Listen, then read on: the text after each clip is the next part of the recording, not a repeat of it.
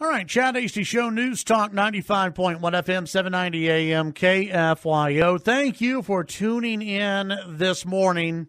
We head to the phones and visit with GOP political strategist Matt Mackowiak. Matt, good morning. How are you? Good morning, Chad. I'm doing great. How about you? Doing great. Appreciate you coming on the show today. Congress is back in D.C., which is always something to worry about.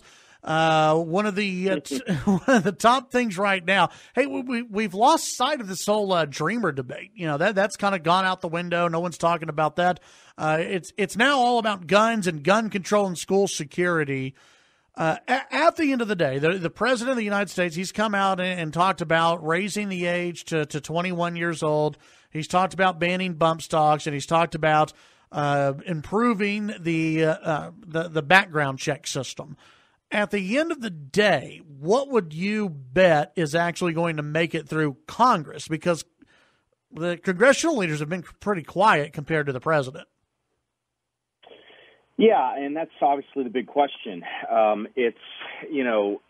There is the same dynamics that are at play on immigration between the House and the Senate are at play on issues like the Second Amendment, right? You have to have a bill that can get 60 votes in the Senate, but that can also pass the House, and will probably need to do so with the majority of Republicans. So, look, nothing's going to happen anytime soon. There's not going to be anything urgently that happens.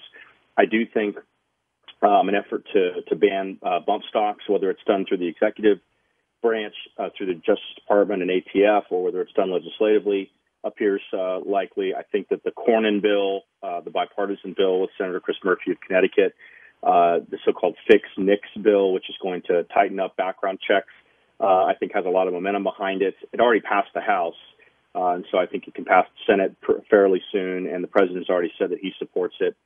But going beyond that, it's not clear exactly what the proposals are actually going to be and whether they're going to have the, ability to get 60 votes in the Senate and a majority in the House. And so I know right now it feels like gun control is the only issue that anyone's talking about, and that's certainly true at the national level, and it's true on cable news.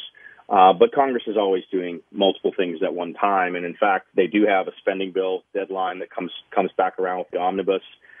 They are talking about potentially extending DACA for some period of time, maybe as long as 3 years, with a partial border wall fund amount in there. So we'll see. I mean, I think that.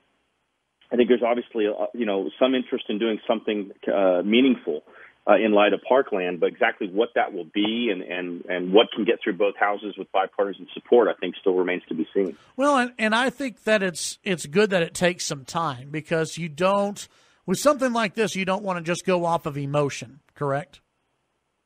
Right. Yeah. And listen, I mean, as sensitive, I think, as we all are to the testimony that these kids have been giving, which is obviously quite compelling, the kids from the school, it also makes you kind of step back and say, well, a lot of policy issues here that have to be considered. There's a history here. You talk about banning assault weapons. Well, the crime rate didn't go down when the assault weapons ban was in place in the 90s, and it expired. In fact, there was a vote in the Senate in 2013 to ban assault weapons, to put the ban back in place, and it got 39 or 40 votes. So, it's easy to sort of blame the NRA, but based on what we've learned over the last week, it really looks like this was a stunning law enforcement failure, particularly by the sheriff's office down there. And I don't know what you can do legislatively to ensure that a sheriff's office doesn't fail at every single level. So, again, I think there's a real interest in doing something, but you're right. This should take time. It should go through a thoughtful policy review. Obviously, we want to prevent these things from happening to the best extent that we possibly can. But the Second Amendment is a fundamental constitutional right in America. It's one of the things that makes America different from the rest of the world. And even if you put in place very strong gun control measures, the question I keep asking people is, well, what do you do with 300 million guns that are in the country currently, millions of which are AR-15s? Unless you're talking about confiscation, which you don't see Democrats openly talk about that. Unless you're talking about that, I don't know what you do to get those guns out of the hands of people. Visiting with Matt Mackowiak, GOP political strategist. Let's talk about possible blowback here. Anytime the Democrats bring up the Second Amendment and talk about gun control, it seems to hurt them polling-wise in the long run. Not in the short term, but in the long run. With the midterms coming up, do the Democrats risk, especially in some of these red states, do they risk some of these seats that maybe they thought as either safe or, a probable win? Do they risk that when bringing up the Second Amendment and bringing up gun control? Yeah, I mean, obviously that's a question that kind of depends on where you're talking, right? I mean, if you're talking about an urban area, that's one thing. If you're talking about a suburban area, that's another. And if you're talking about a rural area, that's another. And so it's going to depend a lot on the district. It's going to depend a lot on how the candidates in each race define the issues.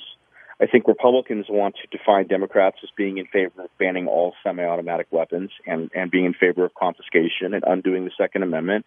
You heard President Trump, really put it in those stark terms at CPAC on whatever that was, Thursday. Democrats obviously, want to define this as, weapons of war, quote, weapons of war being in the hands of killers. So it's going to depend a little bit on the definition. I have to wonder whether the intensity around gun control can be sustained. We're still 8 months or 8.5 months from the midterm elections.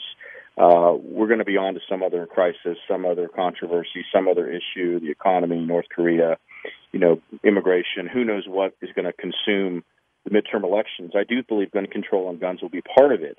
But there's a reason that Democrats did not take sweeping gun control votes when they had control of Congress in 2009. They knew it was unpopular politically. Now, have things changed? Yes, things have changed. Have they changed enough that those issues are now broadly popular and a political winner for Democrats? I'm not so sure. CNN did this poll on Sunday where they released it. It's, had some astronomically high number of people that wanted, severe gun control measures. But Senator Rick Santorum from Pennsylvania, the retired senator, pointed out that the poll had 23% of Republicans in the poll. It's a reminder that, don't get fooled by sort of the momentum, because what happens is Democrats and the media sort of partner to create momentum behind some issue that they're motivated about, and they try to sort of create demand. Yeah, and I think that's part of what's at play here as well. Yeah, and like you said, there'll be another crisis, and there's a good bet it'll happen at the end of this week. I mean, we just we never stick on, whether it's Las Vegas or North Korea. We go crisis to crisis. It's never a long-term debate really on on a lot of these issues. Let's take a look at statewide politics. The race for land commissioner intrigues me here in Texas.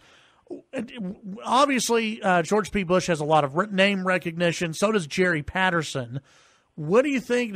Do you think this goes to a runoff after the election? So it's a little hard to tell.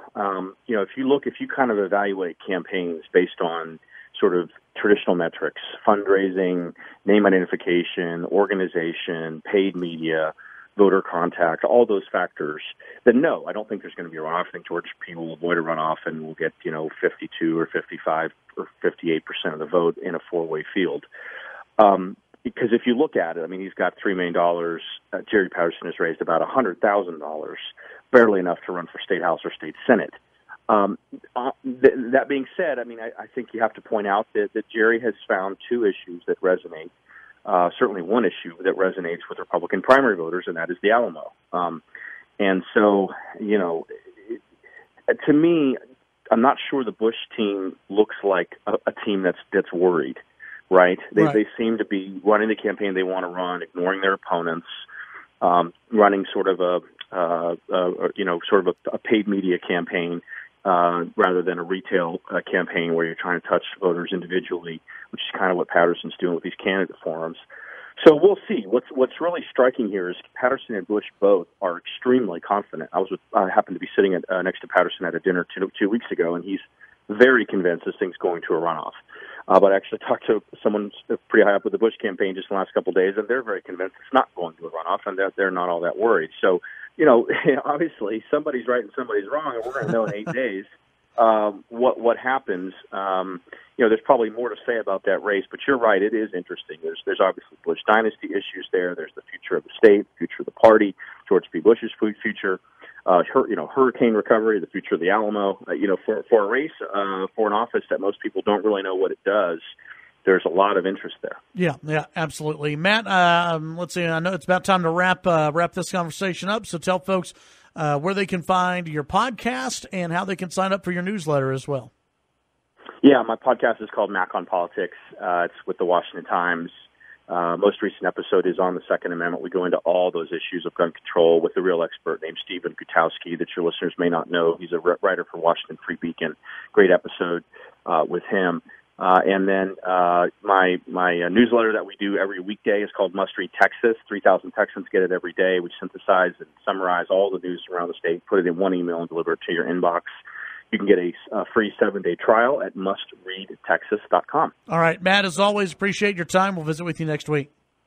Sounds good. Have a great week. Take care. You too. That's Matt Mackowiak.